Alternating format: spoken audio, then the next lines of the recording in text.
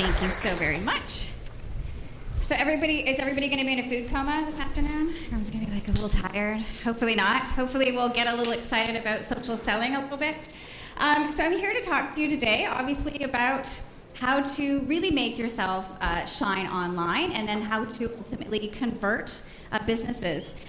So I know that sometimes the challenges of being social for some businesses, some people, they're afraid of putting themselves out there.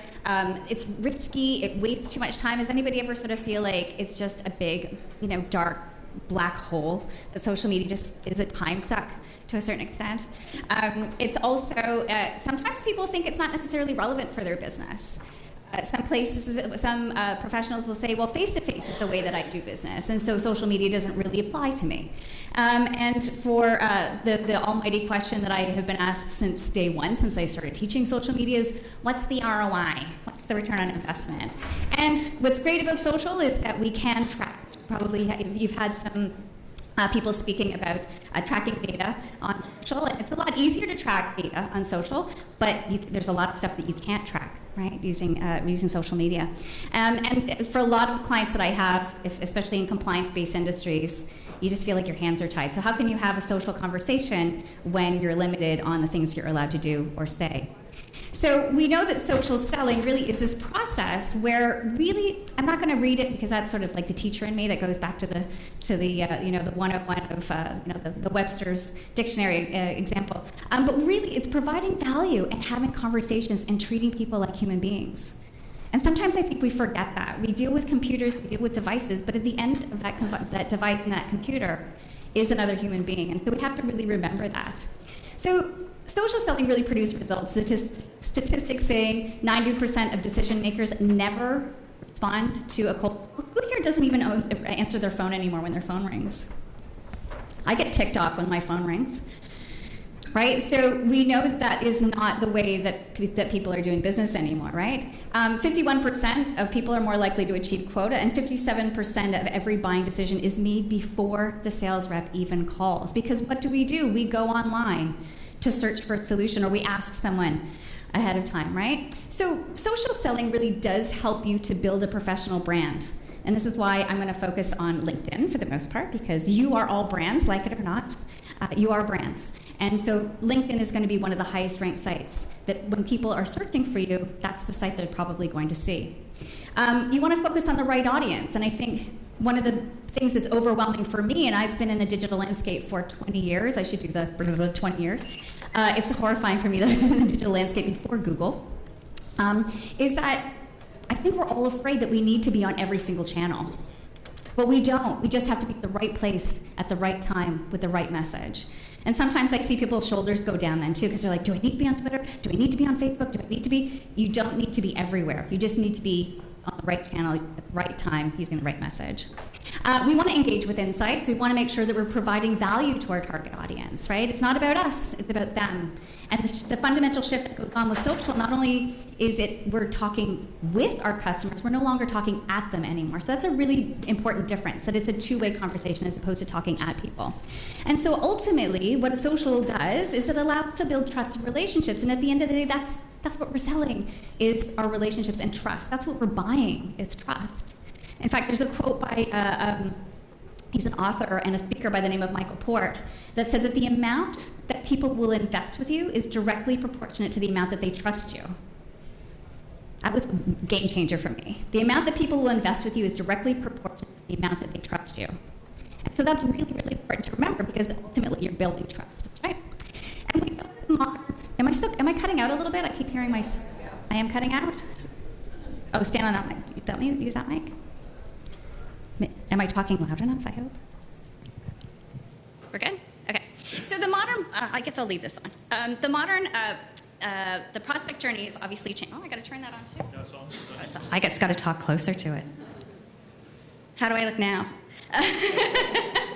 So we know that when you're buying things, right? We're all familiar with the strategy of awareness, interest, desire, and action, right? So we know that our buying journey has changed, right? Each one of us, what do? We go to Google when we're searching for a product or a solution. Even when someone has told you, if you go to someone and you say, I need your help on something, do you have someone that you can, refer business to me? You're going to go on Google to do your own vetting to see who that person is and can you trust them. And so we want to be thinking about that through the buyer's journey as well. And it is, again, as I said, it's a collaborative process where you're not talking at, and this is a really big shift that I think a lot of brands still aren't getting at, is that we're not talking at our target audience. That's what traditional marketing and advertising did, didn't it? We would just interrupt people in the middle of what they were doing. But really, it's now a collaborative process. And I'm going to tell you, it's kind of simple, but it's not easy. Is that we have to just get more intimate. I don't know if any of you guys follow Seth Godin. I'm a huge, huge Seth Godin fan. If there was a church of Seth Godin, I'd be in the pew singing hallelujah, because his book, This Is Marketing, is a complete game changer. Insofar as he says that mass media marketing is really kind of dead. Like, there's no Oprahs anymore, is there? There's no shows, even like something like the Super Bowl. The amount of people that are actually not watching these programs anymore is thing. And so we have to really work one-to-one instead of, I'll stand on the other side. Hold on, I'm supposed to move over here. Sorry, guys. So we have to really be thinking about how do we create good work and then multiply from that perspective. And as I said, deliver the right content in the right context. And then the other part too, and I hope the other speakers have been speaking about this as well, is that we really are, ultimately we're animals. And so we have to actually showcase things emotionally and then prove rationally. Because has anybody watched the Simon Sinek Start With Why video? It's a total game changer, right? Simon Sinek, Sinek. And he says that people don't buy what you do, they buy why you do it. And that is an emotional decision, why we decide to choose that. Why do we trust someone? Rarely is it because some statistics said 4 out of 5 dentists say. It's usually because our gut tells us. And so that's why we want to connect emotionally and then prove rationally.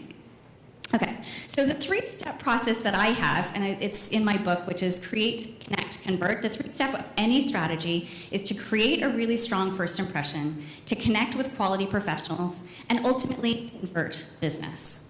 So this is very, very important. When I say convert, for those of you that hate selling, and I, quite frankly, I used to work in sales, but I'm a little bit shy of a salesperson, because it really is about building relationships at the end of the day. So this is about building thought leadership, and you have to own your value. We'll get to that.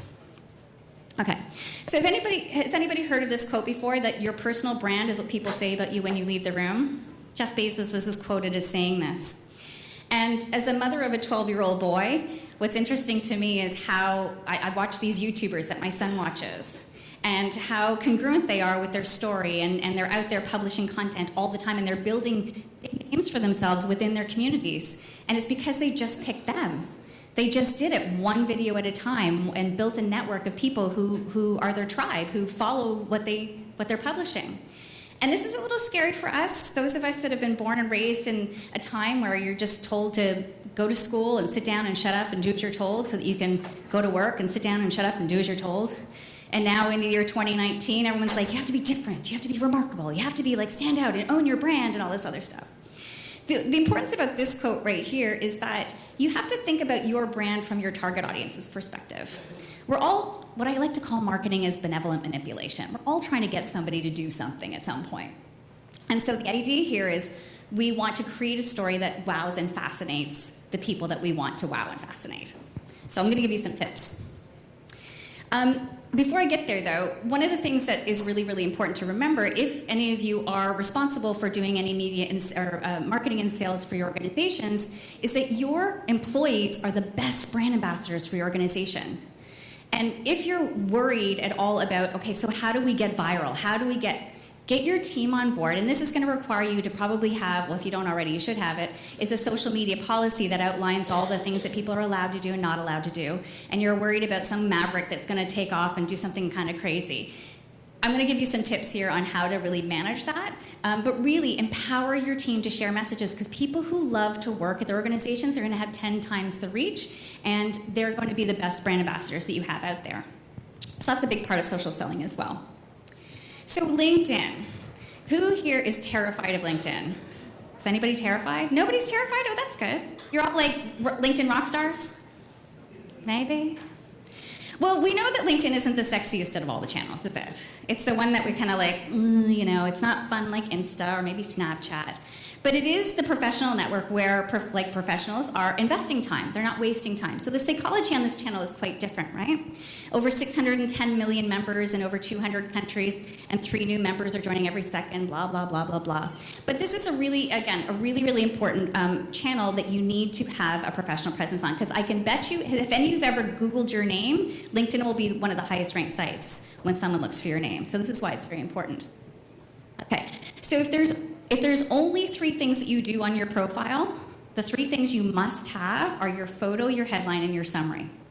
And this is a really important part of your brand. Now, a professional headshot is ideal. That would be my goal, is to have everyone get a professional headshot. If there's photographers in the audience, you'll be saying that, yay. But there's a lot of do not do's out there I've seen. But photo, headline, and summary are the most important parts. And now actually literally just changed, I think, in the past week, where there's a note, it's called about. Instead, that's my Canadian, is it about? The summary section is now called the about section, where it really is your story. Okay, so your professional photo, again, should be clean and polished. I don't have all my do not do's because we don't have time. I could go on and on for like 3 hours with LinkedIn, but I literally have come across photos with people with no clothes on LinkedIn. So please at least put a shirt on the world's most. Pants, that's optional because it's just from here up, so pants are optional, but definitely have a shirt on when you're having your photo taken for the world's largest business network, please. Oh, no, there they are. I have them right in here in the deck, yeah. So I wasn't making it up. So it's important to wear clothes on, yeah. Pretty crazy. And scarily enough, have you guys come across people who've got like cigarettes hanging out of their mouth, or like they're drinking cocktails? I'm sure you've seen them, right? There's some really bad ones out there. Your headline then, so your photo should be an easy one, and try not to have those ones where, you know, you look real cute that day and you just crop someone out of it. Like, do your best. Everyone carries a digital camera in their pocket, so it really shouldn't be too hard for you to get at least a headshot done. And I think there's even here, I think there's ways to get your headshot done. So your headline is the second area. So you have 120 characters to really play up who you are, what you do, how do you help your target audience. So if I were to put my headline as Principal of Punch Media, that doesn't mean anything to anybody. Nobody cares. So you really want to get, again, on the same side of the table as your target audience to think what's going to wow and fascinate them? Why should they care? One of the examples that I have given here is a freelance writer. Her name's Sue Horner, and she's a freelance writer. Her company's called Get It Right, and she says, I help corporate communicators who need writing that has warmth and personality. So we can just frame that story of, even if you want to put your name and your title at your business, if you even want to go, if your company is a big name company, and put the company tagline, or put who is the target audience that you work with. How do you help them? One of my recommendations is to write it in a Word document, because as you probably know, you have to play with that character count, and LinkedIn doesn't have a draft version. So writing everything in a Word document first will allow you to sort of play with it a little bit, and you can change this over time. You don't necessarily have to be married to the first iteration that you put out there. So the last of the 3 steps, 1, 2, 3, is the summary or the about section, which is going to take you the longest time, quite frankly. This is what one of the things that I do for a living is to write LinkedIn, the entire profile for professionals, because this takes me 8 to 10 hours for any given executive. Because what you want to do is to think about, the first question I'll ask them is, why did you decide to get involved in the industry you're in? We want to frame up, LinkedIn is your resume with personality. So it shouldn't be identical to your resume, but it should be sort of similar. But you're allowed to include your personality here. So why did you choose the industry you're in? And you're the hero of the story here. Again, you're writing for the reader to tell them who you are, what you do, how you help them. But if there's something that drew you to the industry that you're in, and then there's an interesting story behind it. What drives you? And that's sometimes the way that can help you to tell that story in a way that doesn't make you sound like you're bragging. Because I'm telling you, that is the number one fear that I get from every single person that I talk to. Doesn't matter how high up on the food chain they are. The most senior executives that I talk to, they often always will say, oh God, I hate talking about myself. This is so awful. This feels terrible. Meanwhile, they're running multi-billion-dollar organizations, but they hate talking to me because they're put on the spotlight. So if you feel uncomfortable about telling your story, it's okay. You're not alone. Everybody else out there feels the same way. We have to sort of get over it a little bit. So who are the people that you help? You have to, again, get on the same side of the table as the reader. If you have a specific target audience, what are their challenges? Can you mirror those challenges to them to say, I understand my target audience might be dealing with these things, and this is how I help them, whether it's you or your organization. And then include your accomplishments. This is the number one fear, as I said. First of all, LinkedIn is a channel where you're supposed to include your accomplishments. So people are expecting you to show up, and nobody wants to work with someone who sucks. So I give you full permission. I'm waving my magic wand to say you are all entitled to say that you are good at what you do, at least feel congruent with it, and include your accomplishments on there. Again, when you're framing it in a context of, I'm really passionate about making sure that I'm solving these problems, I'm really driven to success, it doesn't sound like you're bragging. It sounds like you're really committed, and who doesn't want to work with that person, right? Make sure that you include a call to action at the bottom of your LinkedIn summary as well. This is something that's often overlooked. How do you want someone to reach you, particularly if you're in sales or in your marketing? You want to make sure that you are getting the reader to take the next step. Have your email and or your phone number on your LinkedIn, right in the summary. You're going to say, but it's in the contact info section. People aren't that intuitive. So make sure that you're giving them a call to action. If you want more information about my organization, please contact me here.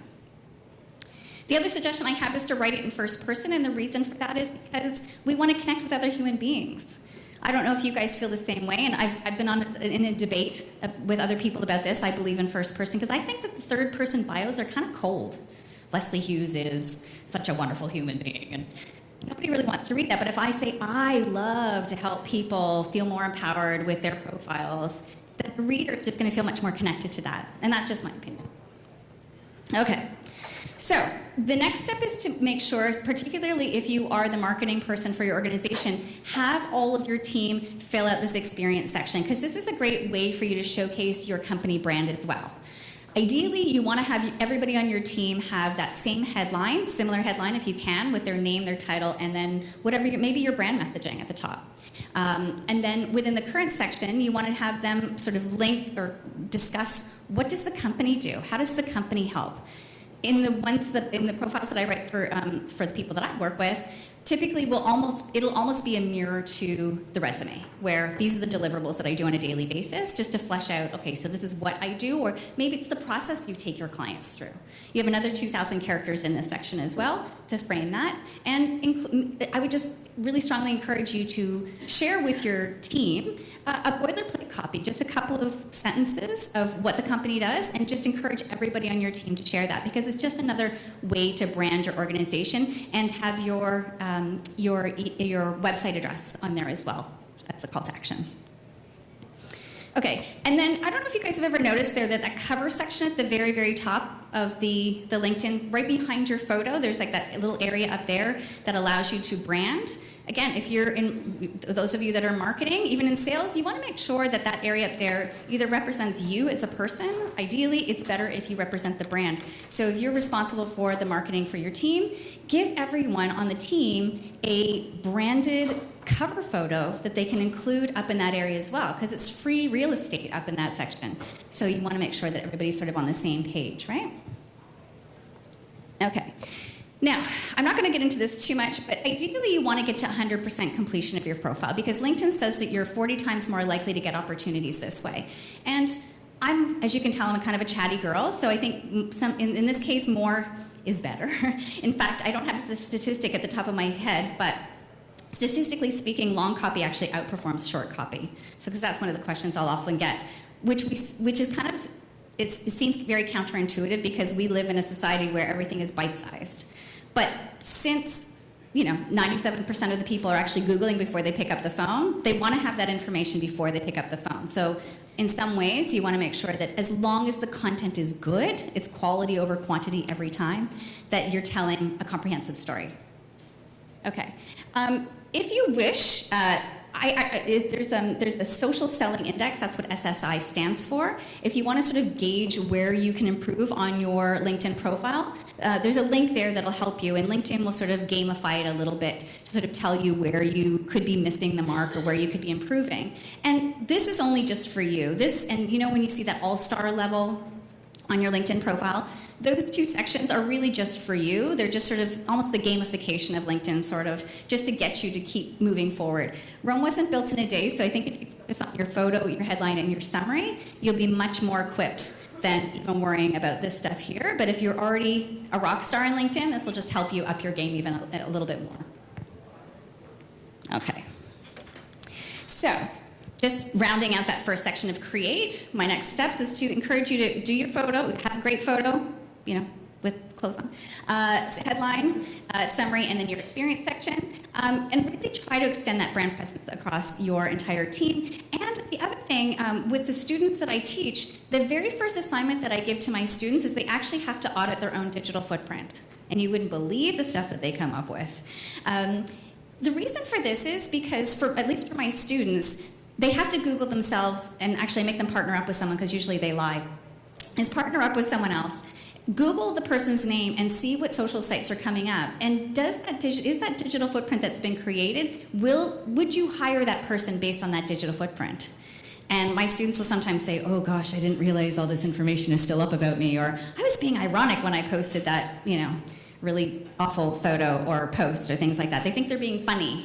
I said, you have no idea how many times people will not hire you because you've posted something ridiculous and you think it's funny for your friends, but it's not. So it's important for you to actually Google your name or partner up with someone to sort of take a look at how would someone see you if they Googled your name. All right, the next step, and this is where the social selling part really kicks in, is building a network of quality connections. Your network is your net worth. Have you ever heard that saying, that your network is your net worth? I am a huge champion of connecting with quality people and not quantity. And the reason for this is because, again, we're human beings, and it's really, really hard. I think the Dunbar number is 130, right? That we can actually keep up with so many people in our network. And I probably got about 3,000 connections on LinkedIn. And I could debate, there's other people probably in the room that will debate, like, I've got 15,000 and it's great because you can share so much information. For me, I want to receive information. I'd love to connect with any one of you, even if we haven't had a conversation, because I really want to get to know people that are sort of in my industry, people that I want to get to know or that I already know. So that's just my opinion, and I'm pretty firm on that. But some people will argue with me. But most of us in this room are strategists, right? And so any strategy doesn't necessarily mean okay, so we're going to blast out to as many people as we can out there. Unless you're a commodity, it's usually you have a target audience, you have a niche, you have someone that you're trying to reach for the most part. And so building a network of people that don't necessarily fit that niche. It could possibly, I won't go down that rabbit hole a little bit too. So how many people do you want to connect with? What are your goals and your quota? And you have to remember that we need multiple touch points. I don't know if you've ever heard, but Forrester research says that we need at least 11.4 touch points in order to actually even build brand resonance. So 11 times someone needs to see your brand before they even remember who you are. So it's important for you to sort of build, or to define your success and then have multiple touch points. So you've got your ideal persona, right? You guys have probably already done this. You've got your ideal persona, your ideal client, who you want to connect with. Even with LinkedIn Basic, you can find those people using the search. And so you would use those keywords to find those people. And the next step is what you could do is actually look at their profile, see if there's any information on there that can give you icebreakers. How can I connect with any of those people? So you can see here at the very top one, the person whose name is Sarah Denny. And if I wanted to connect with Sarah, I can see if she and I have 2 shared connections. That's probably the first place that I would go to try and open the door with Sarah. If I just click the connect button with her, it doesn't necessarily do anything, right? You're just exchanging business cards. But we think if you're networking with people and you're exchanging business cards, usually you're asking them, so tell me a little bit about what you do. You're interested because it's another human being in front of you, instead of just exchanging. Because have you ever had a Rolodex or a basket full of business cards and you have no idea the context about who that person is or why you even connected with them in the first place? So this is what I would use as an icebreaker. Who do we have in connection, or who do we have in common? Or I might go directly to that person. Even better if I can say, hey, I noticed that we're connected to so-and-so. Or you could say their name, or you could do it the other way and ask. So let me just give you an example. I am 2 degrees away from Dr. Deepak Chopra. So I could simply go to my first degree connection and say, hey, Jeff, could you do me a favor and introduce me to Dr. Chopra? I mean, for somebody who is, so like probably a lot of gatekeepers. If I ever needed to connect with that person, I would never be able to just click connect and start a conversation with Dr. Chopra. I'm sure he's just gonna be like, yeah, sure, Leslie, I was just waiting for you to email me. But if I were to ask a common connection that I know actually knows Dr. Chopra, then he might be more receptive to accepting my message. Does that make sense a little bit? Okay. In Sales Navigator, there's a lot more to it. I'm not going to go through this because we only have an hour, but there is a lot more meat and potatoes with Sales Navigator. And because I don't work at LinkedIn, I have no vested interest in you investing in it. The question I'll often get is it worth it? And it is worth it. If you're actively using it for sales, it's worth it. It's $800 plus a year, Canadian. So you have to make sure that you're converting that number of business to get your return on investment. But I would really, in my opinion, I would start with the basic and see if you could sort of navigate through the basic account first. And if you need help, Andrew in the back there, or myself, Andrew's a specialist in Sales Navigator as well, that can help you with sort of taking things to the next level. Okay, so as I said, it's really important to personalize. We have to treat other people like human beings. That's when social is actually built into the word, social media. And when we go to networking meetings, we don't exchange business cards without a conversation. So we really want to be doing the same thing when we're connecting. And so every single person that we meet, even anybody that you're meeting at this conference, reach out to them on LinkedIn and send them a connection request and say, it was really great meeting you at DigiMarcon Toronto, or Canada. And I really look forward to staying in touch with you here. Just give them a touch point to get them to remember, how did you meet? Or did you have a specific conversation that you had, like something that you were talking about? Because again, it sets the framework about who you are. Okay, and the one thing that I want to say too, and I've stolen this from someone else, you never want to pitch slap. You never want to start a conversation with, I've got something to sell you, right? So you never want to pitch slap. I know it sounds like I'm swearing, but I'm not. This is probably the worst thing that you can do. Have you ever received these messages? I mean, Andrew and I were sort of commiserating over the break about how you get a message from someone and they're trying to sell you something in an industry that you're already in, and you're like, really? Could you have taken 2 seconds to look through my profile first? It is so annoying, isn't it, that someone hasn't done their due diligence. They're just trying to hammer at you with spam. And I guess spam works to a certain extent, but does it build trust? Does it build relationships? It just ticks me off. I don't know if it ticks any of you off, but it really annoys me when someone hasn't taken the due diligence to look through my profile to see. Like, I literally got a message yesterday that said, hey, Leslie, I see that you're a social media strategist, and I was wondering if you wanted to take our social media course. It's like, I've been teaching this stuff for over 10 years. Why would I want to take your course? Like, not to sound arrogant, but I'm clearly not their target market. They need a beginner. They don't need someone who's been in the digital landscape for 20 years. I mean, anyway, I could complain about that a little bit more, but so don't do that. Just don't because nobody really wants to receive those messages. Canadian marketing, I think we're a little softer with our selling. The one thing I've learned, because I teach a lot of new Canadians here, is that Canadians, we're typically far less aggressive in our sales. I see a couple nods of like, takes us a longer time to warm up. We Canadians, I think it's, we're just getting through the winter thaw. But we just don't like the hard marketing. We don't like the hard sells. So definitely don't pitch from the beginning. Again, like I said, use mutual connections, information gathered from their summaries. This is my friend Stephen Gigliotti, who works at the Canadian Marketing Association. And like you can see in Stephen's profile as you kind of go through it, that he's got a really interesting story to tell about growing up on the New Jersey shore, and that he used to actually work for Donald Trump, if you can believe it, as a chef, and all these other really interesting, and then he sort of blends that into his whole marketing story. So if I were to reach out to Stephen, it would be like, oh, I noticed that you grew up in the New Jersey Shore. Tell me a little bit. And he actually references Snooki in his, that's the only person I think I ever know who references Snooki in their LinkedIn summary. But, there's all these different icebreakers that you can use to get up to speed with someone. Maybe past experiences, where they went to college or university. If you can sort of mention that you're an alumni, that bridges familiarity with people as well, right? Or even volunteer experience. So if you're going to make connections, obviously I've told you to make those personalized connection requests. If you're in the room here and you're trying to connect with everybody else and you're like, I keep clicking that connect button and it doesn't allow me to personalize the connection request, which is a big frustration, simply go through the process of clicking on those 3 dots that beside the message button, and you can personalize the invite that way. There's another way to connect with the other people in the room, but it doesn't allow you to personalize the connection that way. Okay, so most of the time I get this question as, okay, so some ding-dong has sent me a connection request and I have no idea who they are, right? So how do I respond to those people without sounding like a jerk? Well, there's a nice way that you can respond to them and say, thank you for the invitation to connect. Can you refresh my memory as to how we know each other? Which is a nice way to put the onus back on the other person without accepting their connection request to say, what is it that you want from me? Most of the time, they won't respond because they're trying to pitch you something, or they're trying to do something because they want you to be their eyeballs in what they're selling. So this is an easy way to sort of put the onus back on them. For me, I'm like a walled garden in a way, and it's not that I'm like, oh, nobody's allowed in, but it's really, I'm selective. I don't get a lot of spam usually unless it's through InMail, because I keep that to making sure that we connect human to human. In sales, you definitely want to make sure that you're connecting with more than one person at an organization.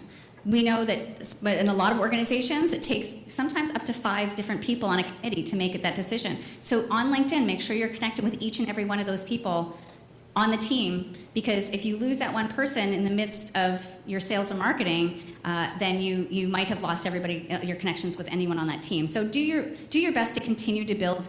I say a Rolodex, and I realize that I'm a really old lady because there's my students who are like, what's a Rolodex? So I'm afraid that's the only metaphor that I have about building your connections, though. Okay, so in the 3-step process, the connect part is, who's your ideal client? Have you guys gone through that process of setting up an ideal persona? Have you guys had that conversation with some of the other speakers here about strategy or anything like that? No? It's really getting congruent, not just with the demographics of who your target audience is, but the psychographics. And that goes even deeper. If anybody wants any more information about how to really build an ideal target, an ideal client persona, give me a shout, because I have a little bit of a worksheet for you. But it's really understanding not just who they are from like the demographic standpoint, but really from a psychographic standpoint. And I don't have a slide here to show you, but I'm going to try to remember it off the top of my head, which is. Okay, so if I were to give you an example of an English gentleman who was born in 1948, is a grandfather, has many dogs, he's divorced, married twice, and I did say he was British, and is referred to as a prince. There's 2 options here. Who do you think those 2 people would be? One of them's pretty self-explanatory. Prince Charles is definitely one of them. Does anybody know the other person who's born 1948, from England, Britain anyway? Grandfather, owns dogs. The other person is Ozzy Osbourne. So when you think about the demographics of born in this age, grandfather, you wouldn't think Ozzy Osbourne. And the Prince reference, he's the Prince of Darkness, so that was a bit of an Easter egg. So when you think about that, when you're building out your ideal target, your ideal persona, is really not just about what are the demographics, but what does this person like to do in their spare time, and what channels are they hanging out, and so forth. Obviously, if you're in sales, you want to know what's your measurement for success. How many connections do you have? How many touch points do you typically need? How many times do you need to reach out? And this is simple, but it's not easy. We're just dealing with human beings at the end of the day, right? And it might not be LinkedIn, it might not be Facebook. It's going to be multiple touch points that's going to build trust over time. It's all these things called micro moments that we're building over time, right? So it is building your network, because you want to proactively connect with people when they need you. I'm going to give you an example here of one of my clients that I work with. So I work with a lot of financial advisors. The touch points that they might have in being in financial advisory is they'll be able to see when someone's changed jobs. That's a perfect time to reach out to someone to sell new stuff, is when someone's changed jobs. You'll be able to see that on LinkedIn. And if you're proactively connected with them, you'll see that. Or, for example, if someone has gotten a job promotion, they may be your ideal target now, that you wouldn't have access to that information before. So proactively connecting with people who might be your target audience is definitely beneficial. All right, then the last one is really about the convert part, right? Which is building thought leadership and making sure that you understand that buyer's persona. And across the organization, I know sometimes we in sales and marketing, it's almost like you do your job and I'll do mine, but we really have to be working together, because at the end of the day, what we want to do is we want to build more business, and the end user just needs the information. They don't care which team it comes from. Use a stream, try to collaborate with as much as possible. Try to work with the sales team to find out what's going on. Once you mirror back the challenges, the frustrations, the issues that the target audience has, your ideal persona has, then marketing can develop material to actually acknowledge those things. We know that you're stressed with this, and this is why our solution is going to work for you. And again, solving those problems, connecting with them through that buyer's journey, as I said. So we've got awareness, interest, desire, and action. The interesting part about social selling is when we can build out the map of who they are and understand who they are, we can actually go to where they are instead of waiting for them to come to us. We can actually find them on the channels that they're hanging out, give them the relevant information that they want to receive so that it resonates with them and they stumble across it and they go, oh my God, this is exactly what I've been looking for. This is the perfect solution. It's not going to happen overnight. It's going to happen in one micro moment over time. And I think that I'm just trying to reassure you that, again, it's simple, but it's not easy. Just treat other people like human beings. And the more personalized we can get, the better. In fact, there's a statement that says that psychologically, have you ever been around someone? Have you ever been around someone who uses your name frequently? Who says, "Oh my gosh, Leslie, I had this great day. I met this other person, Leslie," and they say your name multiple times. And for some reason, it's really endearing when someone actually acknowledges you that way. So personalizing approach is really, really important to really understand, again, what they want and just using their name in that context a little bit. As I said, be proactive. You want to be at the ready before they're ready to buy. Because if they're going through that sales journey and they're trying to find the resources, the first person they're going to turn to is the thought leader. The first person they're going to turn to is the person they know has the information. I've got this problem. I think you might be able to help me. That's how most of us go through when we have a challenge or a problem, right? We go and we connect with a person that we think is the most trustworthy to help us out. And usually it's through thought leadership. Usually it's through the content that we're sharing as well. And I know you guys have had quite a bit of information about content marketing, right, in the past 2 days. And you're like, oh my gosh, this is so much information, right? But it is, it's framing that content. Leverage the existing marketing material that you have. I've given you a bit of a screen grab of a tool here. It's a freemium tool, so it's a free tool from the basic level. They have a higher, more paid version, and it's called Grapevine 6. Has anybody heard of Grapevine 6 at all? It's a Toronto-based company. It's a content curation tool. And so what this allows you to do, it's an app that you can download on your phone, and it's supposed to, well, you can basically optimize the keywords that you're looking for. So it pulls from about 4,000 different sources. And so whatever content that you want using a certain keyword, you'll see this in the feed. What their premium level allows marketers to do is it actually allows marketing teams to pre-approve our own content, so this is great for like any compliance-based organizations, pre-approve the content ahead of time and allows the team to reshare it. So the team already knows ahead of time, okay, compliance has approved this, marketing's approved this. So it's a pretty cool tool if you check it out, called grapevine6.com, a Toronto-based company, which may be helpful because I know that creating content it's the meat and potatoes of social media. It's heavy lifting, and this might be able to help you with some of the curated content out there. Okay, so the company pages on LinkedIn are a great way for you to use your own content and get your team to reshare that content. So the company page itself, the marketing team is probably populating that with content. Invite your team to reshare those posts. To say, have a working session with them, say this is what we're kind of hoping that you're going to do in your profile. But if you see these posts come through in your feed and you're really happy about what we're doing, please reshare it with your network because, again, that's that exponential word of mouth, right? And so simply just have to click on the share button and then share to feed. My advice is to have your team put a little bit of context in their own words about what's going on in that article. Because oftentimes people will just share a link. And people will be like, okay, so what do you want me to do with this now? So have them frame up a little bit about what's going on in the content. And oftentimes I'll say, if you can, ask a question. So what do you think about this? Because I don't know if you guys are like me, but I think the number of people that are seeing things is an okay metric. But the amount of engagement you get is a much better key performance indicator. Because once people are invested in the conversation, then you know they're actually more interested in what's going on, right? And it's like a dance floor. Getting people on the dance floor is kind of a tough gig, right? Getting that one person up there is kind of a tough thing. But once you have one person sort of engaging in the conversation, then other people will sort of join in as well. So if you can, get them to include a bit of context and ask questions as well. I'm always asked, what are the peak times to post?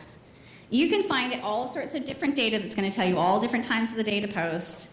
I'm very, very organic when I'm posting on social. And I really, because for me, I just focus on LinkedIn because that's where, for me, that's where the money is, quite frankly. And it's the best times of day to post on LinkedIn are 7 o'clock in the morning to 9 o'clock in the morning, or 5 to 7 o'clock at night. And the reason for that is because people are either on the way to the office or sitting at their desk, or they're on their, they're just like, okay, the end of day is done, and they're on the train and they're just sort of looking through their feed. Tuesday, Wednesday, and Thursday, because usually, like today, on Friday, I already saw the traffic heading towards my house in Bowmanville. It's already back to bumper already out there, so you're not moving anywhere after this, so everybody might as well just go and have a drink after the show. As you know, like on Facebook, there's statistics that say, I've heard even now, it's like up to 5 times a day you need to be posting on Facebook. I don't have time for 5 times a day. I don't know if you guys have to be publishing 5 times a day. Twitter used to be up to 22 times a day that you need to be posting in order to build a brand resonance on there, which I think is, like, who has time for that? Unless you're like sitting in a conference all day, that's what I would be doing, is tweeting during the conference. And the same thing for Instagram. So each channel has a different purpose. LinkedIn is the professional network, which is that's why I'm focusing on this one, because it is really the one that's going to build most business. But you can leverage, Facebook, you can leverage Instagram and Twitter, obviously. That's where the other channels come in, depending on your target audience, depending on the content, and so on and so forth. As I mentioned, most organizations have a social media policy by now. There's a really cool video by the Australian Air Force, believe it or not. The Australian Air Force, if you Google it, they have an amazing video that, so your social media policies at work usually are probably text-based and they're boring and it's all legalese stuff that nobody ever looks at. But the Australian Air Force turned it into a cute little video that would probably be better for onboarding your staff. If you could do a company one that's like that, basically outlines the do's and the don'ts. Don't be an idiot. Don't post, don't post, I hate my clients and you're not, ever. I've got a whole list of do not do's out there. But the do's and the do nots, empower your team to share if you can, but do definitely give them the parameters on what they're allowed to post and what they're not allowed to post.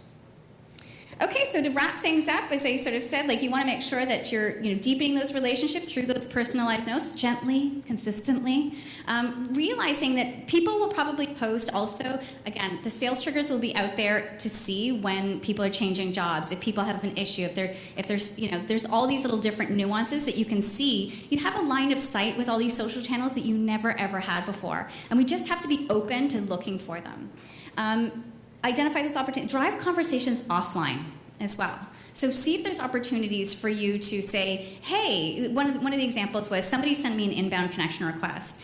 I used to work at Wedding Bells and Fashion magazine years ago, and it was the publisher of Chatelaine, and I was like, oh my gosh, she's pretty fancy. So when she sent me the inbound request, I responded to say, oh my gosh, I don't think we've ever met before, but I'd love to get together with you for a cup of coffee and talk a little bit more about how you got involved in the industry. So again, something as subtle as that, I'm not pitching myself, it's really about her. But developing that face-to-face relationship is really how we do business, isn't it? When we get on the phone or we have the face-to-face conversations is really how we're going to build trust. So if you can drive those conversations from online to offline, you'll be in much better stead. And again, the content calendar, who's tasked with building content calendars? Because they're heavy lift. I know you're like, oh, I got to do a content calendar. They're the heavy lifting. But if you know ahead of time what you're going to post, when you're going to post, and where you're going to post, then it definitely does help generate awareness and get organized and so forth. One more thought. So create a strong first impression. You are a brand. Connect with quality people, and build thought leadership by sharing and resharing posts, relevant content posts. And I just want to sort of leave, before I sort of sign off here, is I want to leave you with a couple of thoughts about building your story. As I cheerleaded a little bit before, it is not easy for us to tell our story. But as I said, LinkedIn is the channel where you're supposed to showcase your accomplishments. And there's a term that I came across recently that I absolutely fell in love with, called wabi-sabi. Has anybody heard of this Japanese term called wabi-sabi? It's an art form, a Japanese art form that describes finding the beauty in imperfection. That when, say, a bowl is broken, it's glued back together with gold, because it's actually more beautiful because it's actually imperfect.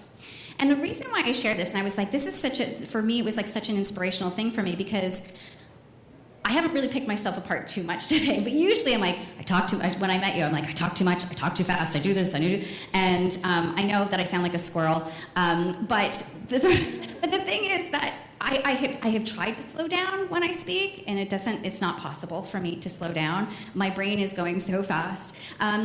And in fact, when I've had sometimes the feedback that I get back in conferences like this, most of the time it's good because I come from a place of service and I'm here to help. But I noticed myself that I was looking for the people to validate that I wasn't enough. That I was looking for those people to say, I don't like you. And I had one person say, she seemed a little manic. And of course, I was a little gutted. But at the same time, I realized that, okay, so I do seem a little manic. Isn't it better than someone who's going, okay, today I'm going to talk to you about LinkedIn, and you guys would all be like, oh, this would be terrible. So let me just circle back. The idea of the wabi-sabi is that I will pick myself apart every single day of my life. I thought by the time, I'm almost 50, and by the time I got to 50, I would have this all figured out. It's not happening. I pick myself apart every single day, as most of us do. That little lizard brain inside our head is chirping away to say, you're not enough, you can't do it, who do you think you are? And we've been raised to sort of be bashful and not really stand in our value in some respects. But the idea of the wabi-sabi is the imperfections that we pick ourselves apart for is exactly why we are perfect. It's exactly why we're here to do what we're doing. And if I wasn't chatty and animated and all that stuff, I wouldn't be the authentic person that I'm bringing out here to you guys today. So the things that you're picking yourself apart for and the things that are going to hold you back, that lizard brain that's going to hold you back from standing in your value and telling your story, you're going to have to acknowledge it and tell it to go away. Because you do bring value. You do have a story to tell, and nobody knows what you know from your perspective. There's no one on this earth that knows what you know from your perspective. So you have to own your value and tell your story, and tell it in a way, again, that resonates with your target audience, that tells them, I am really good at what I do without coming across like you're bragging. So that's it. Is there any questions? Can I facilitate any answers, questions? Yes, oh yes, the box, the almighty box. Are there any questions? Yes. Do you have any suggestions for when you're doing your digital audit and you come across somebody with your name that's maybe not aligned with what the image you want to project is? So there's someone who has your same name and they're a ding dong, and you have to be like, well, this is why your photo is so important too, right? But I mean, how do you combat that with people who haven't met you and find it easy to confuse, and especially if your name isn't like Jane Doe, like it's a complicated name, so they figure it's like they figure they're the same person. Yeah, that's a really good question. They can't be like 3, whatever the complicated name is. That's interesting. Maybe we should talk like outside of this, because I have never had that question before. Okay. I think for the most part, people who know you know that you're probably an amazing person and not a ding dong, right? And so it's just, I guess it's sort of almost getting like, that's why the photo is actually a good thing. A lot of people don't like having their photo online, but in fact it'll differentiate you from this other person. I think it's just get it. I don't know. We'll have to talk afterwards, because I'll have to think about that. That's a really good question. I've never been asked that one. Is there anybody else prepared to get on the dance floor with another question? Yes.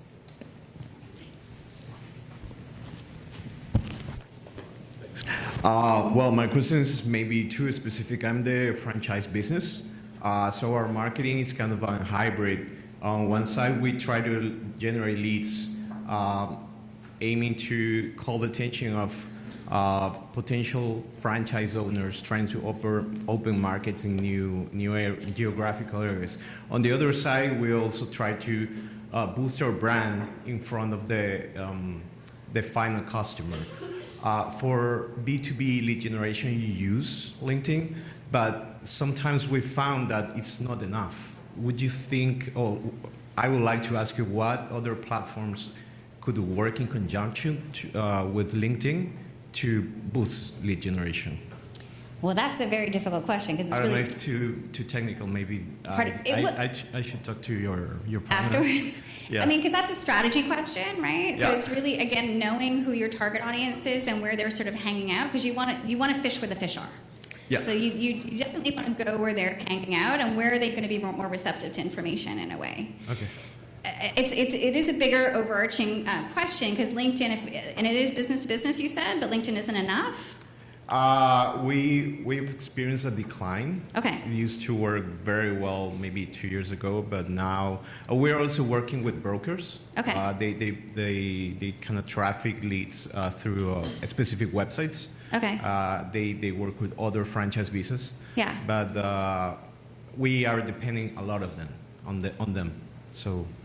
Well, without knowing enough about your business to actually give you a concrete answer about this, the one thing that I also want to make a cautionary tale here, and hopefully other people have talked about this as well, is we can never put all of our eggs into any social media basket. I mean, I love social media. I just absolutely, I mean, I've been doing this for a long time and I love it. But you see how Facebook has changed, right? The algorithms changed for when the content is being deployed and how it's being deployed and things like that. So owning the relationship with your target audience is ideal if you can get that too. So if you can get email addresses. So there's inbound marketing, there's outbound marketing. If you can get them to come to you and give up their email address for like a piece of information, some kind of lead magnet, that's ideal, because then you own that relationship and you're not sort of like hoping that just LinkedIn is going to take care of all of this. It depends on where they're receiving information. If they're actively searching for information, then Google is going to be their best bet, right? If they're typing stuff in to look for stuff, you have to think about that buyer's journey. What questions do they have? How are they going through that process? And where are they coming across that information? So it could be blogging, right? It could be trying to get search engine optimization through blogging and then getting your email addresses through that way. But going to people, LinkedIn, I think, still is probably your best bet.